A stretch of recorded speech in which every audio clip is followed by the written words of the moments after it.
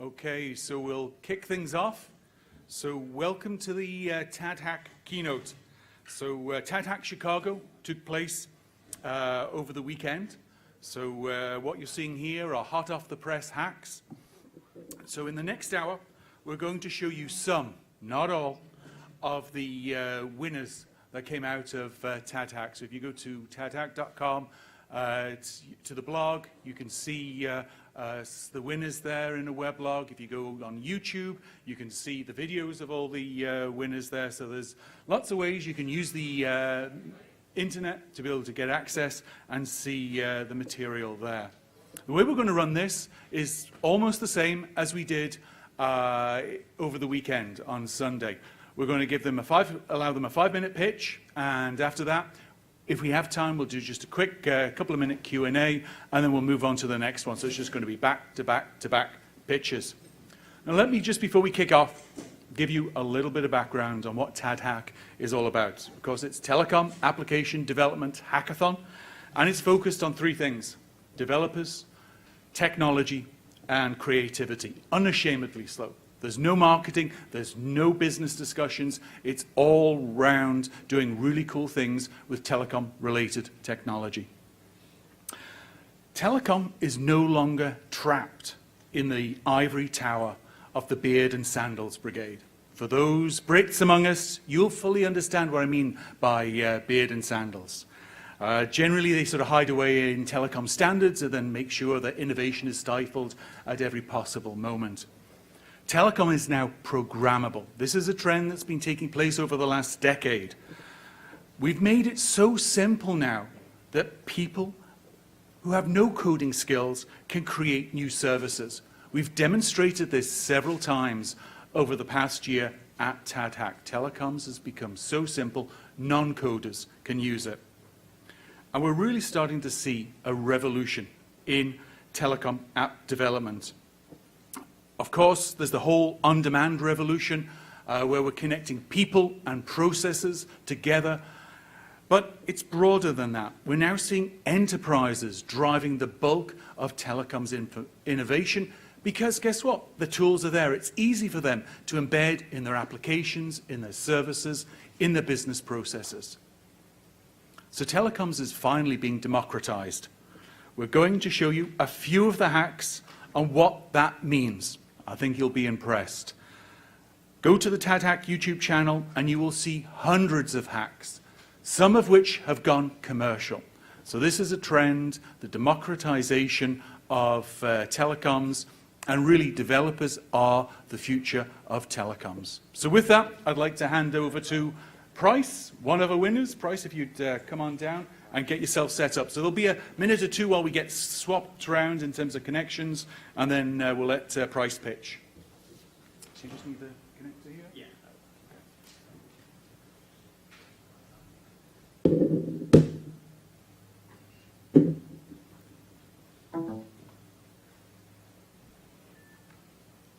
you've got the adapter? Yeah. Okay. Try it on.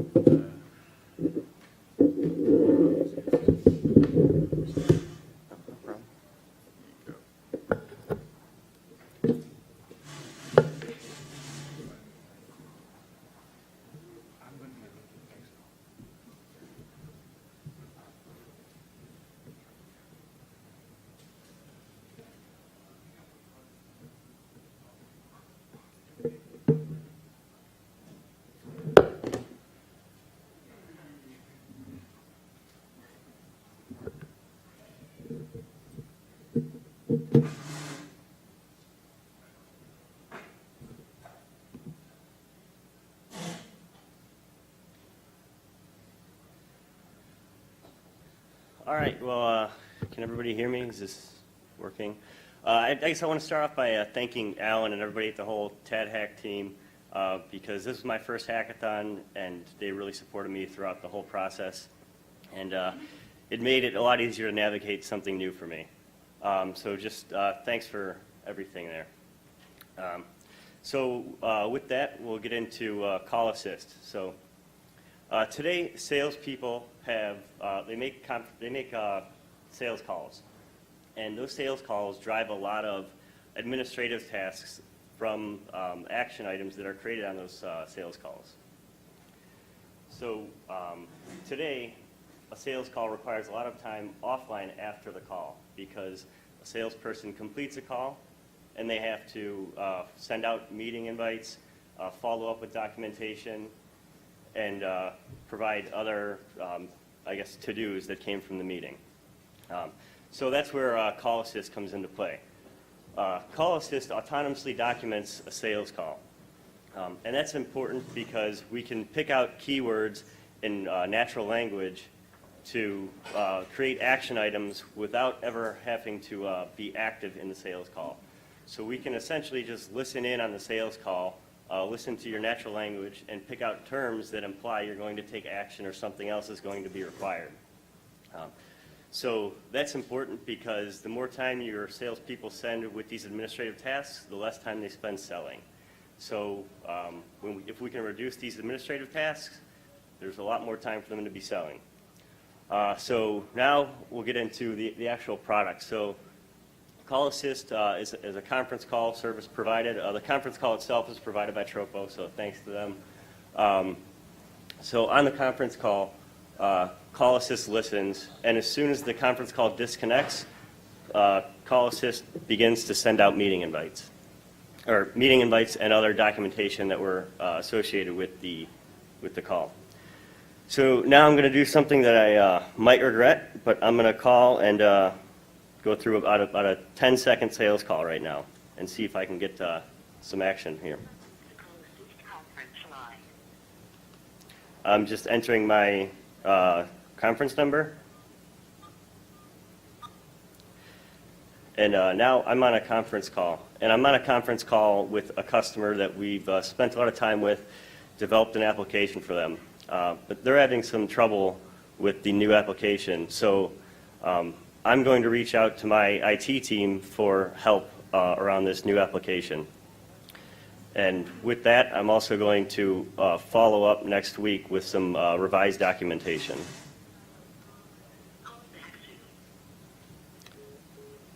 So that will be just a brief sales call, but that could go on longer, and we can just analyze all the information that comes through there. So once the call is processed by Call Assist, we'll see right now we're getting email notifications.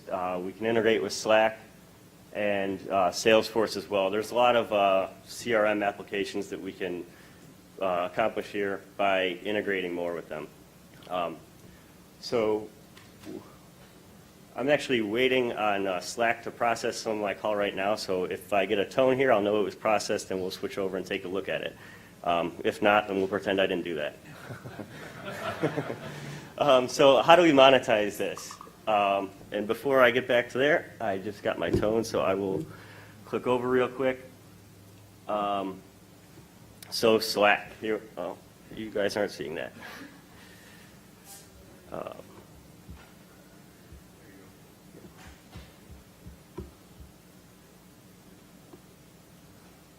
So this is the bot. Just took my language here.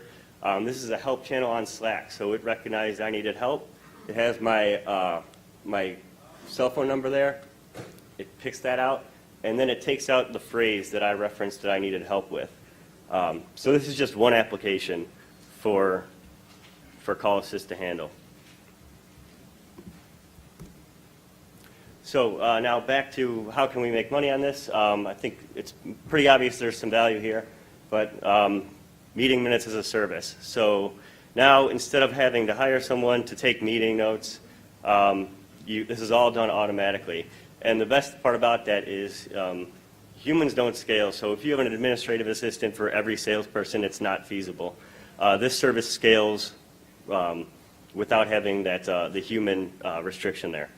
So pretty easy business model there.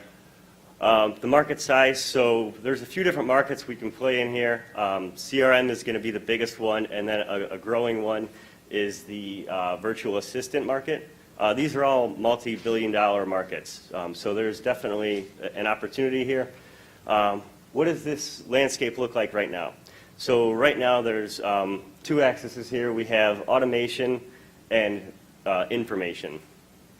There are services that provide some automation, but it's not specific. There's other services that provide very specific information, but it's not automated. So Call Assist is right in the niche there of automated and detailed information. Where can we partner? There's a lot of the partners here. We have Tropo and Clarify. We can do some transcription services. Alchemy has some language learning services that we can use. And then the distribution for our product, we're looking at Salesforce, CRMs, Slack, et cetera. So that's what I have. Thank you so much, Brian. Yeah. So we're already at 11:15 and we have 6 more pitches to go. So what I'd suggest is for Q&A, you'll be around through lunchtime? Yeah. It's a free lunch. Yeah. So Price will be around if you want to chat with him. So Team Evo. So Price's hack was built on Trompo and won the Trompo prize. So again, congratulations, Price, on an excellent hack. Thank you. I'll let the guys get set up. All right, so while Nestor sets up, I'll introduce ourselves. My name's Aaron Syme. I'm from Charlottesville, Virginia. Nestor Bermudez, my colleague, is from Honduras. We work together at a company called WebRTC Ventures. Bring up the slides. And we build custom real-time communications applications for web and mobile. If you have questions for us after this, we have a table out in the exhibitor area on the way to coffee, so stop by. Love to chat with you more about it. Is it on the full screen mode? View. So what we've Blocking your view. Where is it? Enter full Yeah. screen under view. Somewhere. Yeah, that's enough. Oh, it's not enabled down there for some reason. All right, let's try slideshow. Okay, great. Okay. And that wasn't even our live demo yet. So let's see how that goes. Congratulations, Price, on a good live demo. We'll hopefully emulate that. So a few scary statistics here. Over 400,000 people in the U.S. alone die every year from heart attacks. Takes 2 to 4 hours to get to the hospital on average. But if you want to survive, hour or less is where you need to get there. Only 13% of patients make it to the hospital by driving themselves. They need help. Most of them need help from someone else. And if you have a heart attack outside of the hospital, less than 10% of you will survive. So what we have worked on here is an Apple Watch application that is detecting your heartbeat and looking for dangerous patterns in there, and then will automatically notify your loved ones so that hopefully, even if you go unconscious, your loved ones know something has happened to you, where you are, and can get you help so that you get to the hospital in time to survive. So this is a very real problem, and many, many people die unnecessarily simply because they can't get the help they need in time. So this is our hack to try and address this problem. Now, the best way to address a heart attack is an aspirin. We can't put that in the Apple Store, but mobile apps can still help. And so this scenario that I described is very realistic. In the last couple of weeks, there was a news story about a high school football player in Massachusetts who realized after practice from his Apple Watch that he was having a very serious heart problem. He got to the hospital in time, and he survived. So hopefully our app will help more people do that. So while Nestor starts the heart monitor on his Apple Watch, I'm going to explain the architecture real quick of what we've got here. And I'm going to turn up my phone. If the demo works, I'll get a call there. So the Apple Watch is monitoring his heart rate right now, and he's got a little button on there to trick it out, to pretend he's having a heart attack. Or if you know any scary jokes and you want to tell him, maybe he'll have a real heart attack right now while we wait. It takes about 40 seconds to a minute for it to process, so I'm just going to keep babbling while it does that. The Apple Watch talks to an iOS application, which then, when it detects the problem, sends something out on the Matrix. Okay, matrix.org, also an exhibitor here today. Through Matrix, we notify a Node.js application that Nestor wrote, which then will take the message, send it through Telestack's RESTCom API and text-to-speech in order to make a phone call. So again, if you're unconscious, it's still going to make a phone call. And Tropo to send SMS messages with your GPS coordinates and a link to Google Maps in it. And also for, if you have really techie family members, we'll send out through the matrix a Slack chat message too, again with the coordinates of where you are and how to get help to you. So, so all of this is enabled to send that message as quickly as possible to your loved ones. I'm talking too fast because he hasn't gotten the prompt yet on his Apple Watch. But what happens when he gets this prompt in a minute, and I'm going to flip a couple of slides so you see what he's going to see in a moment on his watch, is he gets a message like this, and it says, everything okay? Your heart rate went crazy for a moment. Do you want to notify someone? Now, if he doesn't respond, it's going to notify them anyways. But he can hit yes, and it'll notify them right away. There it is. He's got it. So if I click yes, or I wait 30 seconds or so. If he clicked no, no one's going to be notified. But since he's clicked yes, Then it shows up a little alert that says everything's on its way, so hi there. and there's the call I'm getting. This is Nestor Bermudez. I'm having a heart attack. Please send help. My location is 42.2. I won't make you listen to the GPS coordinates, but in case your loved ones don't have time to write down those GPS coordinates, I did also get a text message with them to my phone, and a second text message arriving in a moment will have an actual Google Map link on it, so I can click on that and see exactly where he is so that I can go help him immediately. And in addition, he's going to perhaps show you, so it looks like this, and then you can click on that link and find out where they are. There's the call we just received. Again, that's text-to-speech using RESTCOM from Telestacks. And then since I'm an Apple Watch user as well, I get the notification on my Apple Watch too. And then also there's a Slack chat message that gets sent out as well that's sitting on his laptop now. Yeah.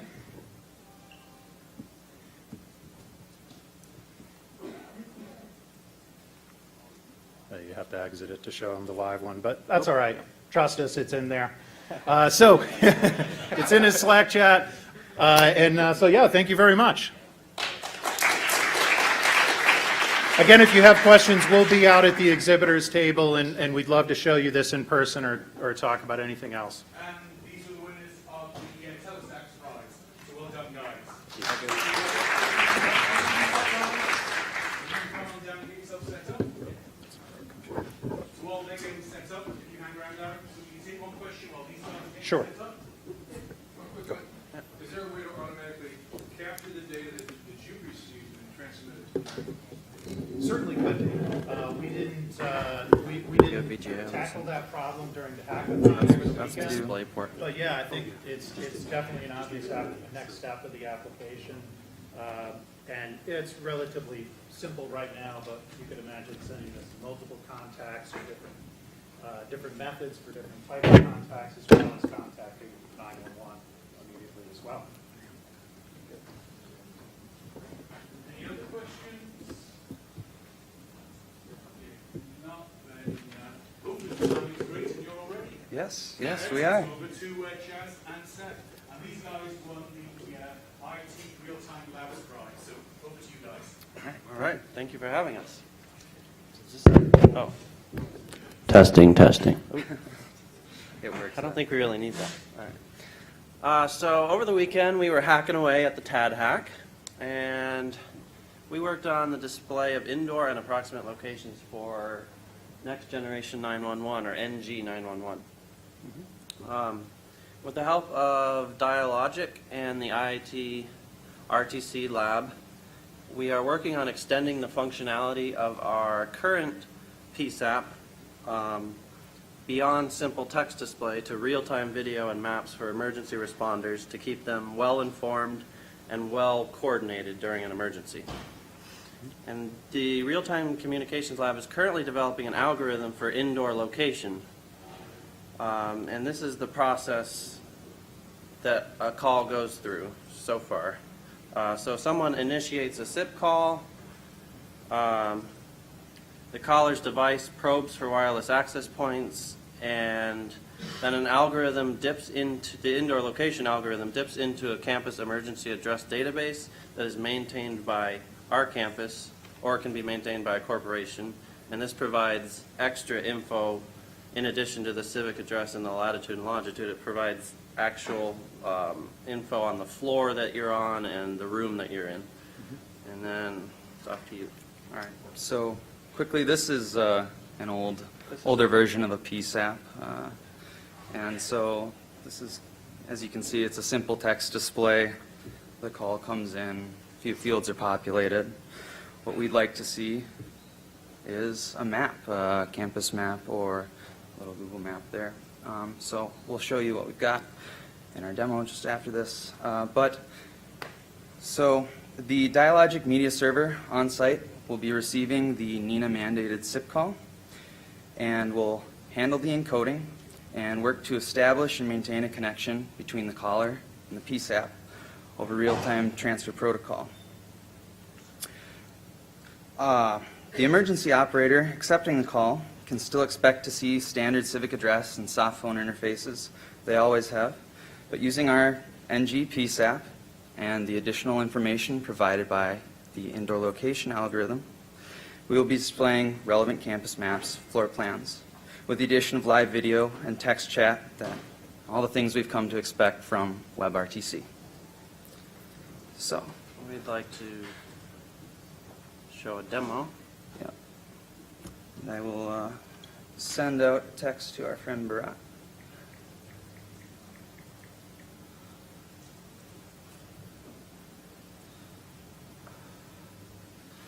We've got the code running on the server, so it's waiting for an event, waiting for a call.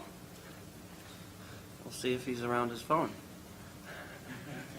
I think I hear trouble.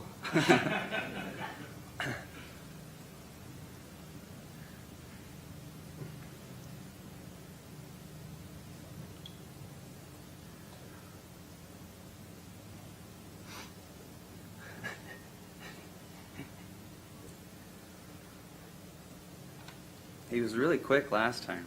I have called you. Is it working? Who's your provider?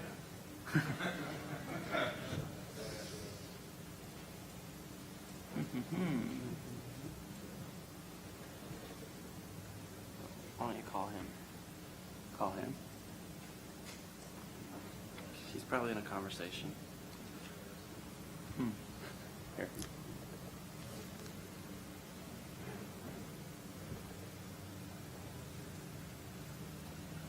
Well, Oh, okay. so we would be receiving the call, and we would be able to see. So when somebody would call us, a map would show up as such, and giving us the exact longitude and latitude of the caller, and we can see that we're in Harmon Hall. So that is, I guess we can't show you actual working video today because Well, it was working just a minute it was ago. working right before, but that is the nature of technology. And live demos, yes. So, Thank you very much. prototypes, thank you. Alex,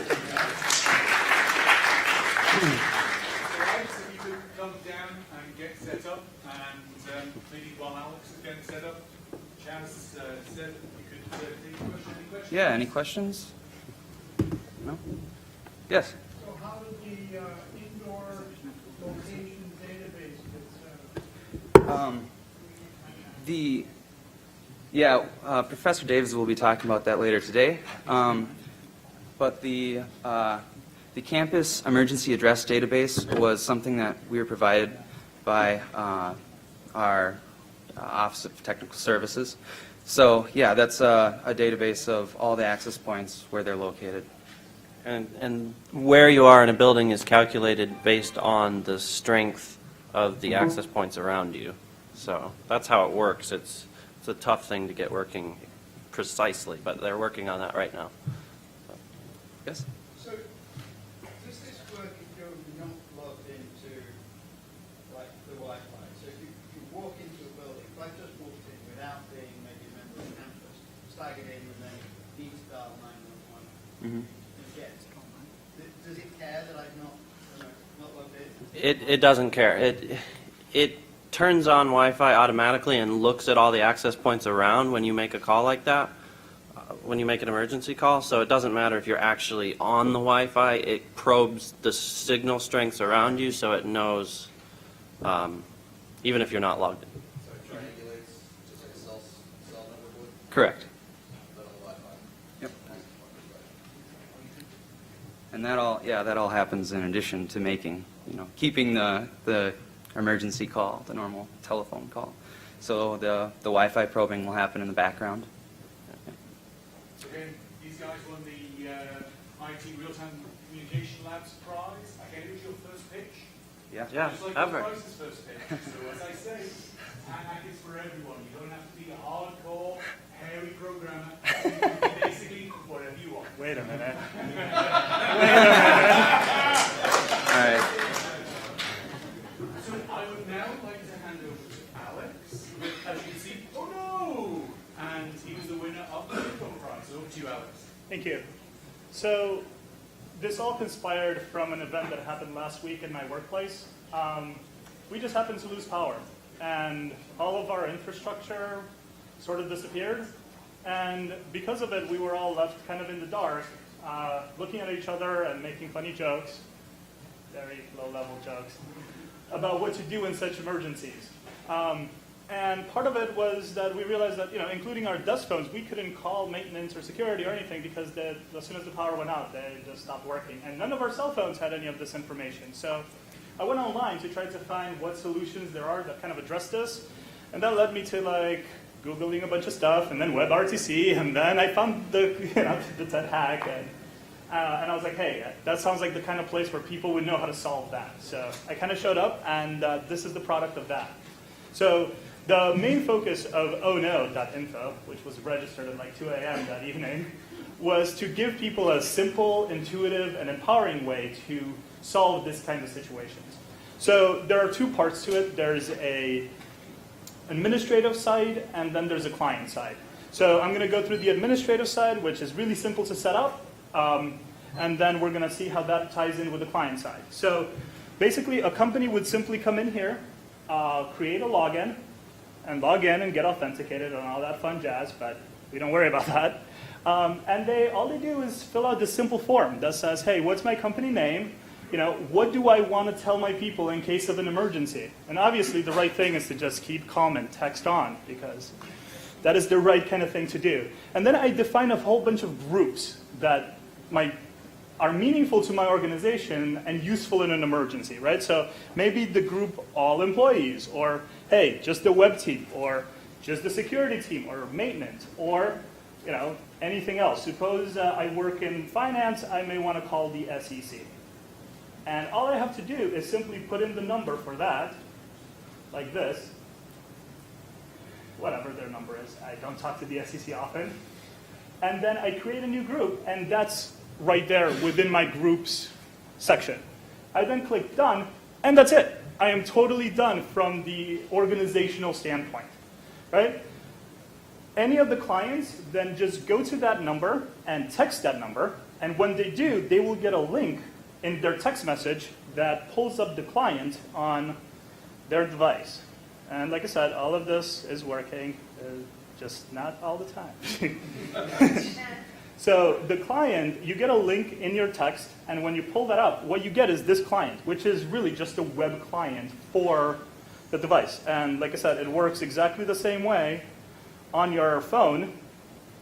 So based on the number that you have, so you as a client or a member of the organization, you just have to text that one number, and it will pull down your organizational information, the groups that were made for your organization by administration, and then allow you to simply go in there and say, hey, I just want to call the web developers, or maybe I need to call security and say,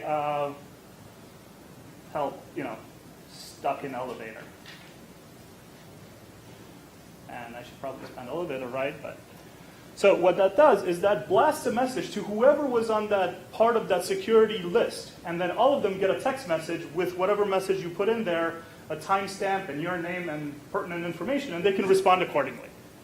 Right? So that's Oh No. Again, its purpose is to be simple, intuitive. You don't need to go and download or install an app. And then the extension is, if you do not have a smartphone, is that we will text you. The administrator can set up whether or not to send you a link to the web interface, or simply send you a text that says, hey, for security, put in 1 colon, the group security is at 1, so you would put 1 colon and then send the message, accomplish exactly the same thing, but be able to reach out all the people that do not have either a data connection or a smartphone. So that's it. Any questions or, and obviously we'll sell it to Google. So again, Alex, excellent. Any questions for Alex? And again, you're not telecoms background. No.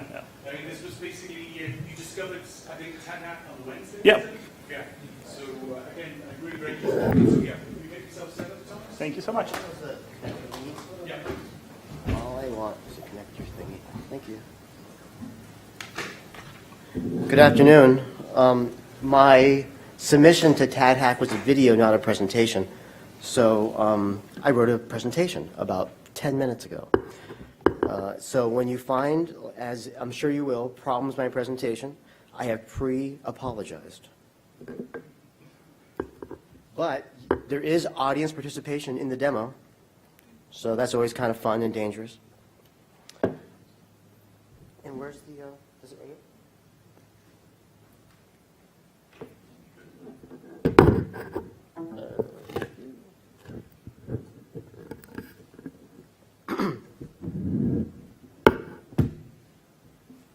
And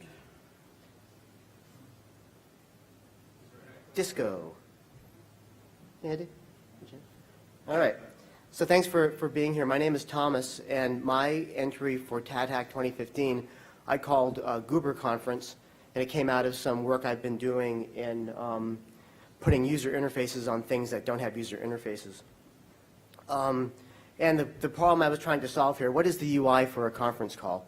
And I put up here the user interface for Uber Conference, which is if you haven't used it, it's a great service. It's very nice. It makes conference calling much more usable, much more friendly. But the problem is that if you are involved in a conference call, you have no idea that this was where the conference call came from, unless, of course, you made it.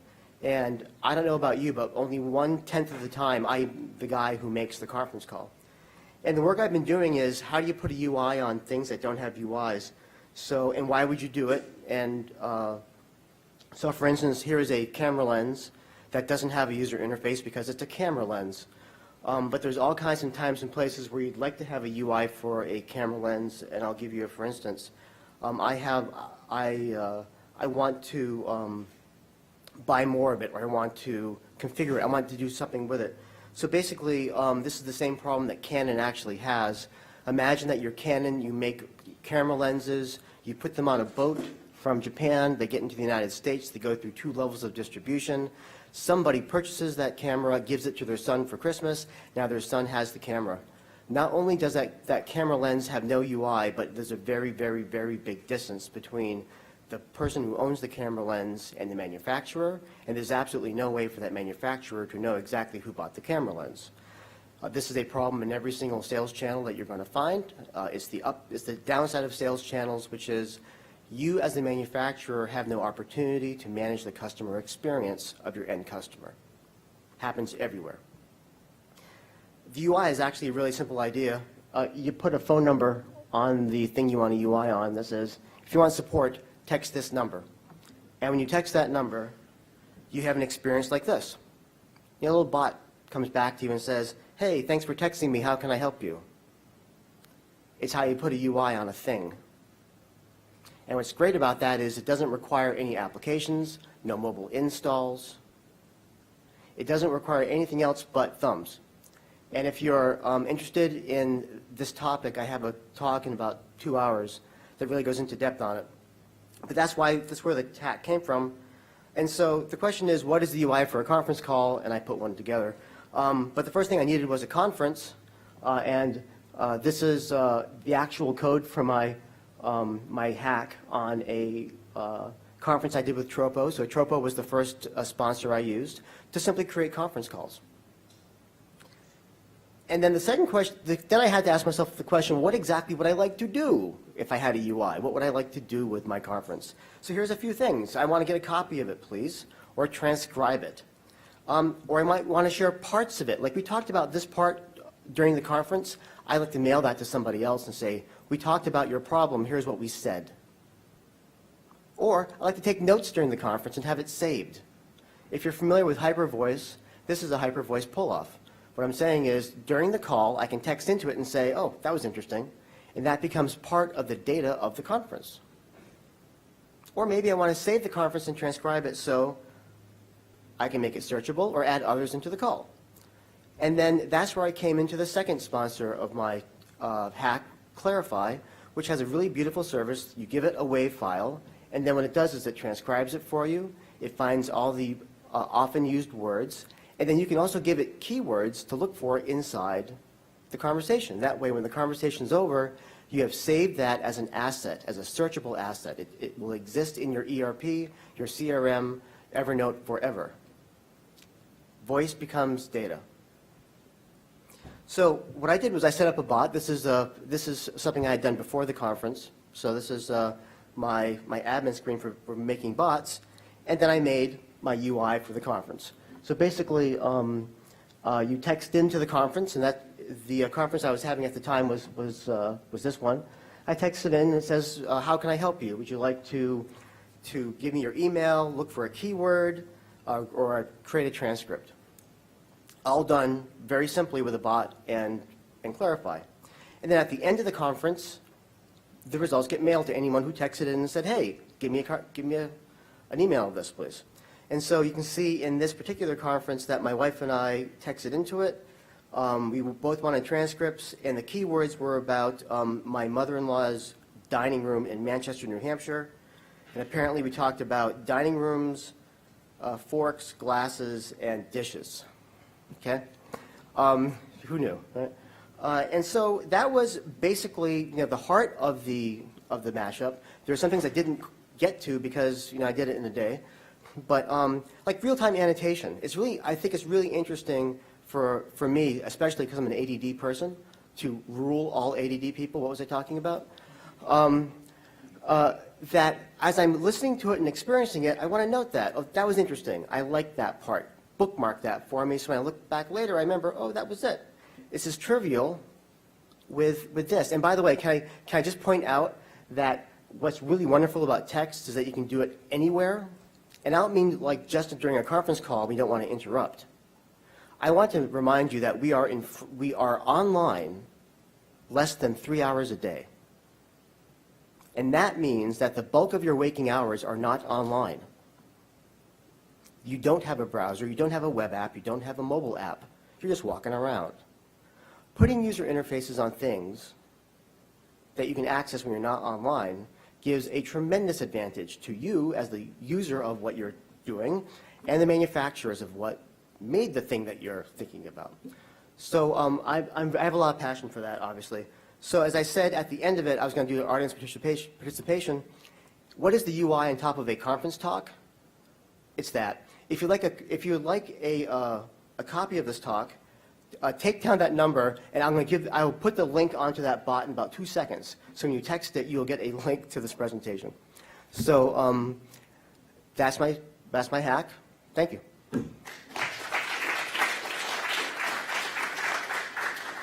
will you get disconnected, Charles? So Thomas, you won the Clarify prize? Yes. Yep. Any questions? Please give us a chance. Any questions for Thomas? Again, I think this shows the diversity of people. We have relatively old. Yeah.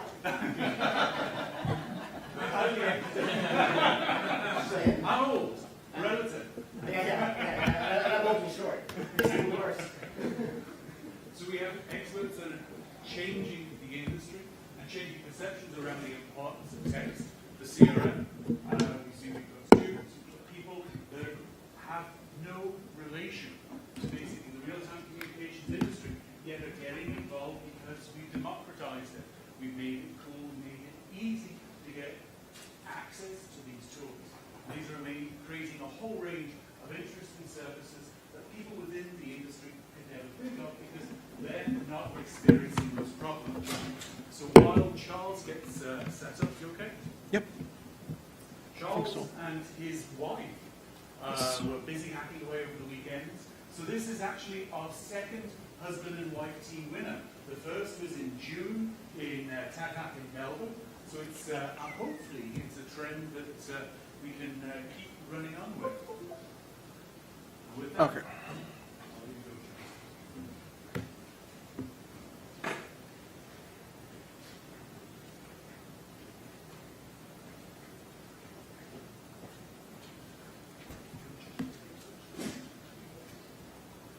Oh, where'd it go?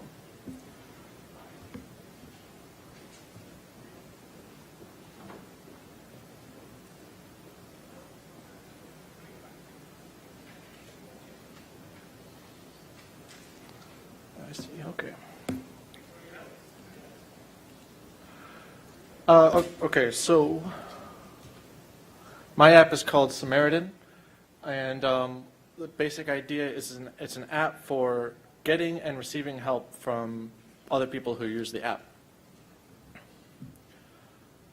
So the elevator pitch is basically that you're a user in the app and something goes wrong, like your car gets a flat tire and you don't know how to fix it, or your computer crashed and you don't know how to recover your document.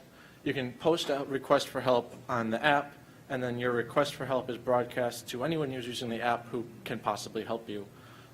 Interest in whatever questions you look at and stuff will be used to generate a list of helpful people for whatever kind of issues come up. And I like to say it's kind of like a mix between Stack Overflow and Uber, where in the sense of Uber, you're kind of selling your time to someone else, and Stack Overflow is, because Stack Overflow is a basic site for help, I need help with something, but it's more of programmers. So this is trying to be a little bit more user-friendly and accessible to anyone on their phones. The technologies I used were both FlowRoute and the Matrix. FlowRoute was used for anonymizing calls to and from a user, which I'll go over in a little bit. And Matrix is used as the main communication backbone for the entire app. I don't have a live demo because I ran out of credits on FlowRoute, but I instead have screenshots, and so I'm going to go through those. The main page of the app, once you log in, is on the far left there, and it shows you any active requests, which right now there's just my wife's request there, and then it has a big button there that says, do you need help with something? And if I click that, which is the second screen, all you do is you enter in a one sentence what you need help with. It also records your location, and ideally it would put a map there. And then once you've filled that information out, you click the button, help is on the way. And then that event is broadcast out through Matrix to all users of the app, who then, it shows up just as in the first screen. And if I wanted to go back in and manage my help request, that's this screen here, and I can cancel it, or I could edit it, or some other actions. Whereas if my wife opens up, or no, if I open up my wife's request, because that's a different user, then I have other options. I can text her, I can call her, I can video chat with her, or I can set up a meeting with her if I can help with whatever issue. I think she ran out of gas, or help with, I can't read it. My screen here is black, so I got to use this one. Okay. So if I say, like, call her, then a message is sent to her saying, I want to help. This one, she's offering to help me with my problem. So it just says, Jiang wants to help. And if I click that, it's basically approving her help request, at which point it goes out to FlowRoute and it buys a new random number, and it routes that number to call her, and then it sets my phone up to call that number, which calls her, so that we are not sharing any personal information, it's only sharing that anonymized number. And the same thing for video chat and texting, and if you use locations, then it would send you the location of her after she's accepted your request. And there is a rating system, so people who help a lot of people will have a higher rate, be more a little trustworthy. And there's also a point system. The point system works where if you help someone, then the person that got helped has to answer two questions. First, was the person helpful? And second, did the person actually solve your issue? If you get 1 point for each of those, and the idea for the incentive is that you gather points while you help people, and then there'll be kind of donations accepted on the app from happy users that, oh, this guy came out to fill my car up, he was so nice, here's $5 to the app. And then say monthly, it would take a record of how many points were earned in the month, take a percentage of how many of those points are your points, and then pay you out from the donation pool that we received that month based on your participation in the app. And we also could set it up where you can either pay yourself that money or you can donate it directly to charity.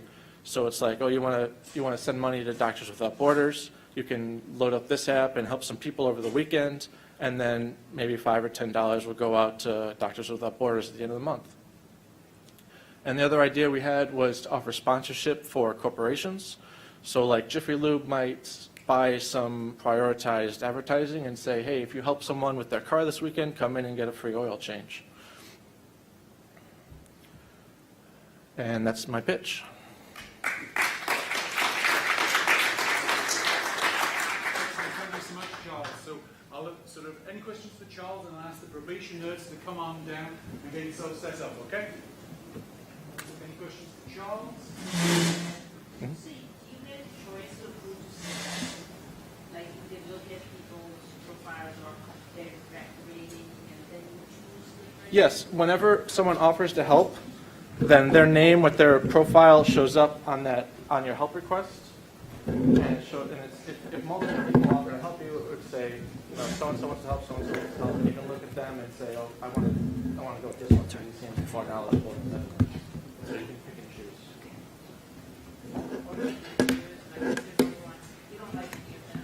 Yes, yeah. Well, request for help time out is 60 seconds. So if you don't answer it, then it's just time out. And Charles and his wife are winner of the Flowrec Prize. So again, well done, Charles. Excellent. So we finished. So this is the last one. We're going to finish before the hour, which is nice, so that we can get up and grab something to eat. And the probation nerds are to introduce themselves. They were winners of the Matrix Prize and had a Trosson robot to play with. That's the little fella over there. Trosson Robotics is a local firm just over close to Naperville. So they were very kind to us and brought in a whole host of robots for us to play with on Saturday and left one for demonstration purposes. So I'll just hand over to you guys. Yeah, okay. Hi, I'm Adnan. This is Katerina, Javier, Omarion, and Ernesto. We're IIT grad students, and this was our first hackathon. And we're going to show you what we did over the weekend. So the Matrix, which is a decentralized, persistent communication environment, paired up with Trosson Robotics and provided us with this super cool robot. And what we did is we decided to control this robot and use it for surveillance. So basically, any user who set the communication with the robot can easily access the robot and control it from anywhere all over the world. So like any other system, we have an application and we need to control it. So we use a communication environment in order to do that. In our case, the application is the robot, and the user is going to use the user interface, which is going to run on a computer or a phone app, using the Matrix, which is our communication environment. And from the robot side, we did some control, and Javier is going to talk more about that. Hello. So basically what we did in this project is to use some predefined movements that were stored inside the board that the robot has. A movement was defined in pages, and in each page you define in which position has each servo to be. So what you do is, for a new movement, you set new positions for the servos, and you tell them how much time it should take to set the servos on those positions. So we defined some new movements, took some movements from the past, and prepared a demo that we're going to show afterwards. But of course, you can access the servos. There are some predefined functions like walking or sitting down, sitting up, and at the moment we're working with that. And Katerina did the user interface, and she's going to talk more about that. So in order for a person to control the robot, we have identified two different situations. The first one is wireless control of the robot on site, which in the case of this robot surveillance application means that the person is at the home and they just want to connect to the robot that they just bought. The robot would act as a node server, and then potentially any device that is connected to the same network, to the same Wi-Fi, will be able to send commands to the robot, and these commands will activate different functions or movements that are already built in. For this case, we have built an application that runs both in the Android phone and the computer, and it's sending the commands through JavaScript. The other case is the remote control of the robot. This, in the example of the robot surveillance, it means that the person is out of the home and for any reason, like they have a bad feeling, they receive a message, they want to see what's going on in the house. They will use the matrix to connect to the robot, and using the same camera that it's built on the robot, they might be able to see what's going on at their place. In this case, the user interface is the same that Matrix has some of the user interfaces that Matrix have already built in. And what we have done is, in order to enable this remote communication, we have included in the application that is already controlling the robot some functions to set up the Matrix environment. That is that the application that is controlling the robot will also create a Matrix user for the robot, a room chat, that is where the robots and the remote client will talk to each other, and invite the remote user to join the room chat. So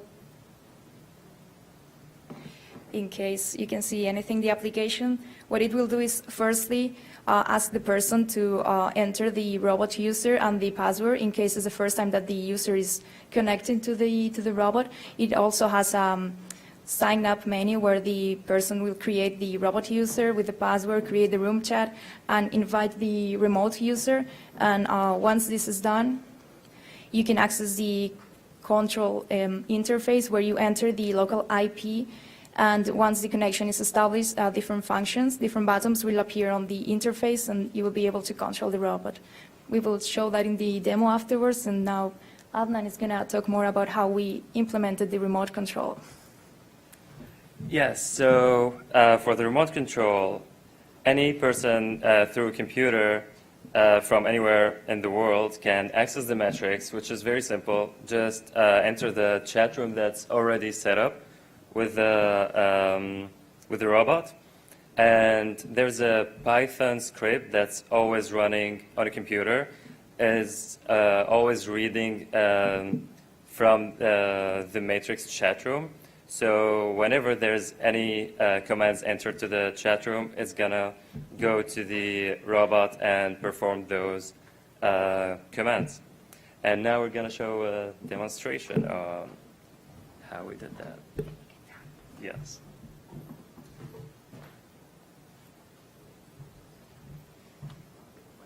So basically, Katerina's gonna try to tell the robot what to do. I don't know.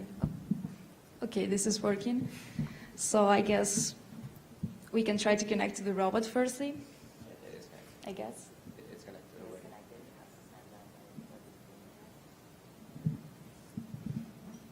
And it seems that it's waking up. That's a good thing. Why don't you just say hello to the audience? Please. Cool. Why don't you just clap? I said clap.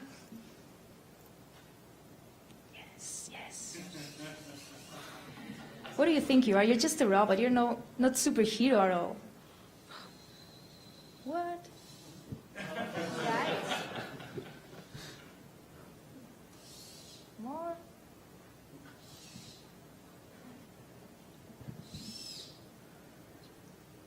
Oh my God. It's a stable. Still always embarrassing me. This is too bad.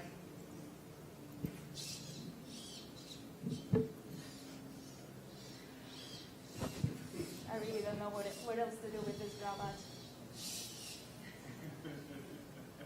Okay, that's all from our part. Thank you guys for listening.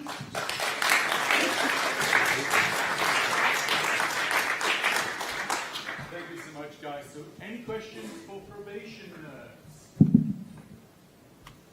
An interesting application of Matrix. So, with that, we're done. The guys will be around. For lunch. So, give you a chance to chat with them. The point of TADHack is just to show that now telecoms is programmable. We can do a hell of a lot more of that with it than just telephony. And these examples you can see show that there's a hell of a lot we can do. And we really are just starting to scrape the surface of the revolution that's taking place now that telecoms has become programmable. So with that, a round of applause for all the great actors.